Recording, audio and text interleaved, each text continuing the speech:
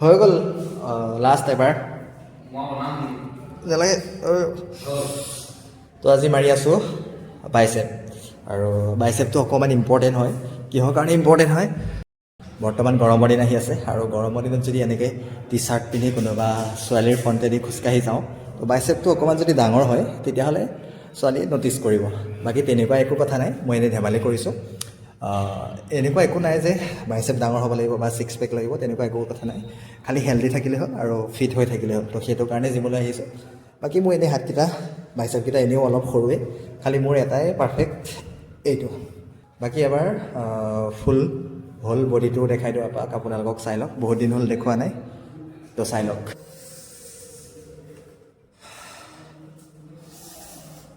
তো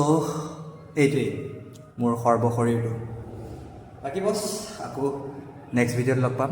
আজিলৈ আহিছোঁ মোক ফ'ল' কৰি লওক যদিহে ছাপোৰ্ট কৰে বাই বাই